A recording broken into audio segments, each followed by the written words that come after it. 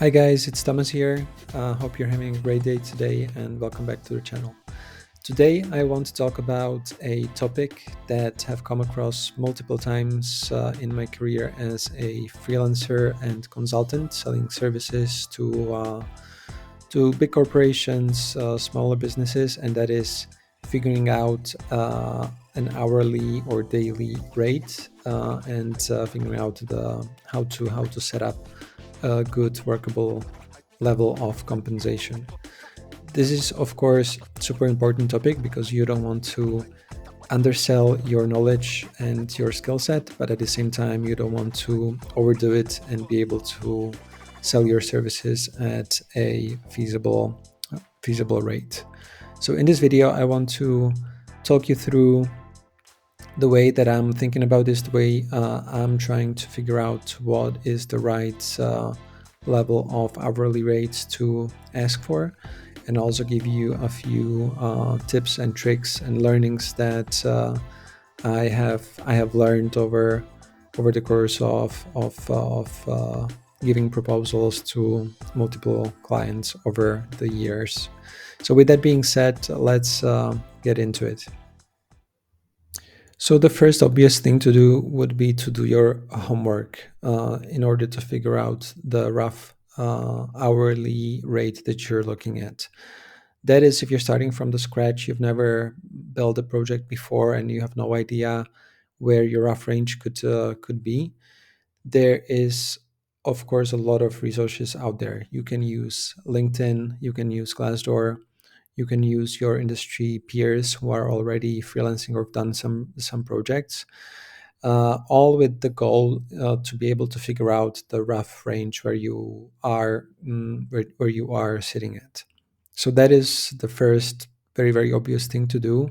If you've never sold a project before, if you have no idea whether your hourly rate is 25, 50, 100 or 1,000, I would urge you to spend a little bit of time using either ChatGPT or Google, or talking to the friends that you have in the industry to figure out the broad range where you are at, so that your proposals are not completely misaligned with industry, geography, your skill set, or seniority. So once we have that broad range figured out, we can use that as a sort of a sanity check on the hourly rate that we want to charge. But let's talk about a specific approach of how to go through the numbers. And one good way to do this is to give yourself some kind of internal benchmark or goal. What is your take home income that you want to realize in a given year? So, to give you a simple example, let's say I want to earn $100,000 per year, and I want to see that as my take home income per given year. If we're freelancing or running our own business, selling our time, then what you of course need to account on top of this take home income is taxes. That will of course depend on the exact geography you are sitting at, but let's use a simple number of 20%. So already the 100,000 becomes 120,000 in order to account for the taxation. And the second thing that you need to pay attention to is your business overhead. So even as a tiny one person business, you will encounter some overheads. So that is expenses for stuff like paying for accountants, paying for any business expenses, paying potentially for an office, or paying for a co-working space, or really any kind of expense that you encounter, paying for internet subscriptions, paying for your phone, etc. So that is something that you need to take into account as well. Adding on to that previous example, let's say these expenses are 10,000 a year. So that already gives us indication that if we want to take home 100,000, we actually need to be considering and thinking about 130,000 as the total billable amount for the given year. Now, if we have the income amount or target level figured out, we need to talk about billable hours, because this is a very tricky topic that often people neglect or don't think rightly about.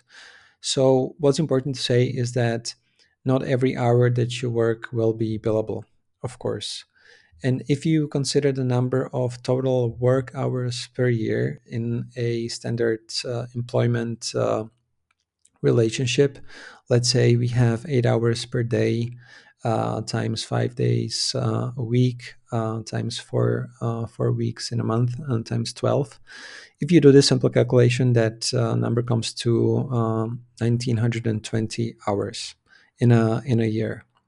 But it would be a mistake to use this number and plug it into our formula, because as a freelancer, you will of course spend some time on admin tasks, client communication, sales, and even just taking breaks. So you really need to figure out what's a realistic number of billable hours, for example, per day or per week, that you think you can achieve. Not to also mention that you also need to take into account utilization of your time. So it's quite likely that you might not be sold for 100% of your time. So really think about this number in a realistic fashion, and think about what is the right number. From my experience, yeah, even if you are sold on a project or client work, it of course depends on the type of work that you do. But if you do, deep work that's heavy on thinking, I find that working 4 to 6 hours of billable time is probably the most that I can take on in a day. So that is actually my number of billable hours that I take into account, 4 to maximum 6 hours a day. So if we put all this together, our small calculation exercise and examples that I've shared here. So let's say that my annual take home plus taxes plus overhead expenses is $130,000.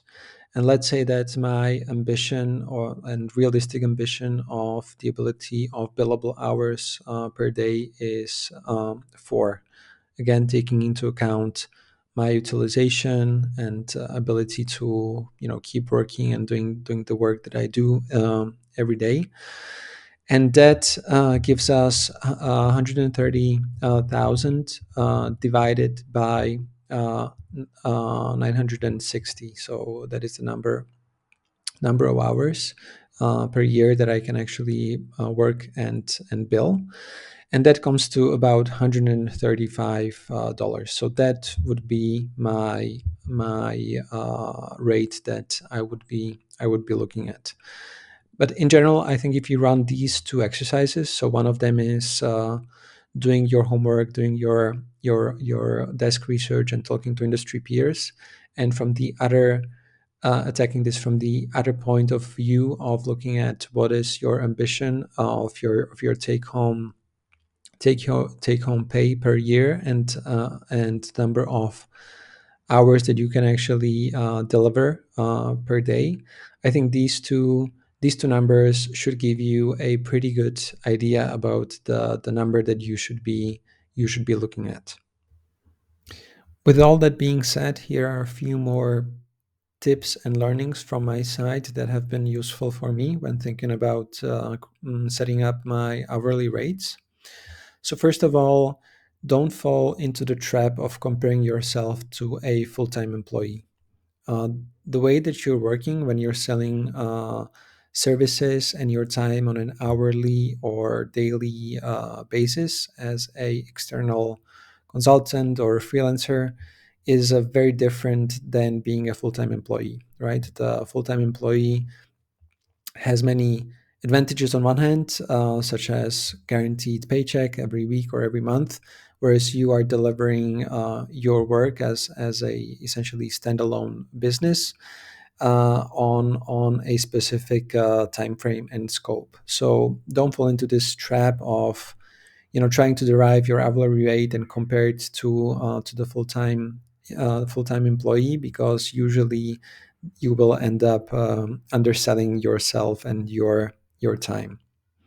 Secondly, of course, also consider who is the client that you're selling to. Different clients will have different sensitivities to what they're willing to pay. There is a difference if you're selling to a tiny, small business, and there is a difference whether you're selling to a big corporate in financial services, for example. So also think about your rates as having a bit of flexibility based on who are you selling to, and being a little bit opportunistic and trying to think about who's the client and what type of business you are selling to. Also consider the type of project. And so what I mean by this is especially the length and duration and the commitment you are promising or the client is asking for. So usually the rule of thumb is that the longer the project, the smaller the hourly rate, which makes a lot of sense, because you are essentially selling a long-term project with big time commitment. Then obviously the hourly rate you are looking for can be a little bit lower, because you are exchanging that for getting utilization over a long period of time, and not having to worry to having to spend a lot of time selling to different clients, etc.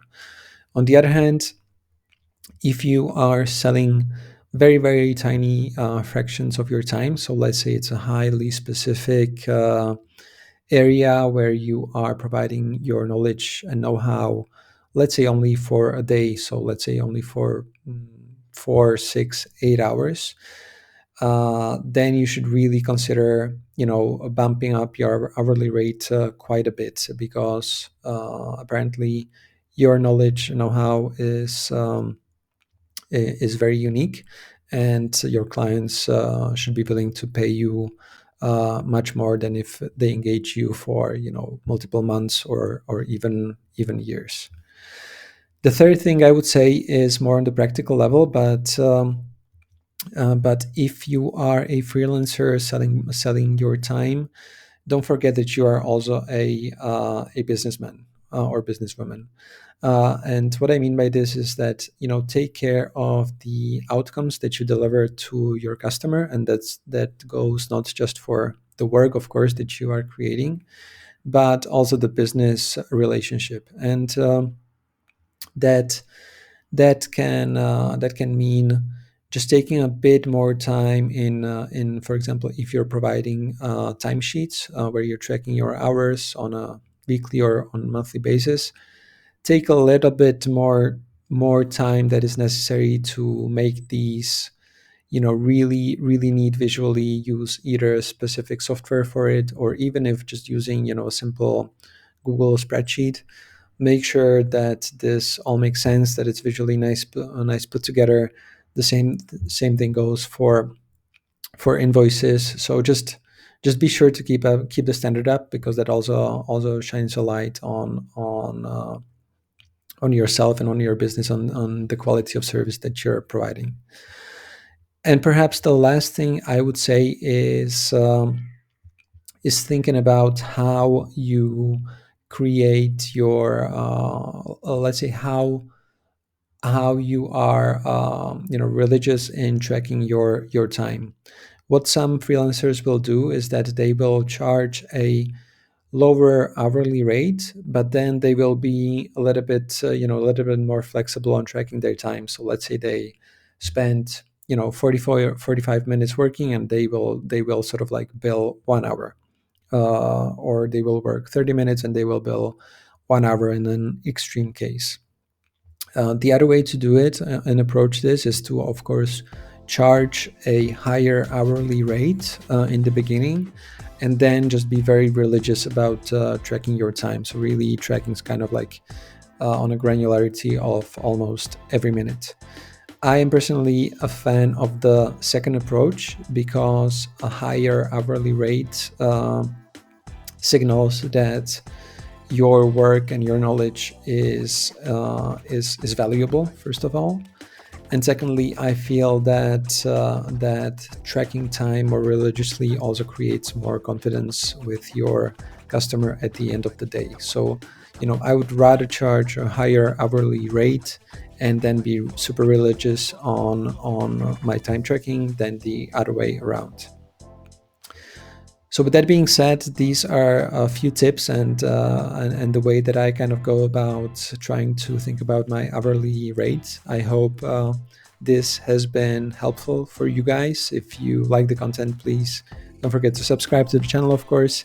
And any comments or questions around the topic, please share in the comments because your comments and questions are always super valuable. So thank you very much and have a great day and good luck with all the work that you're doing.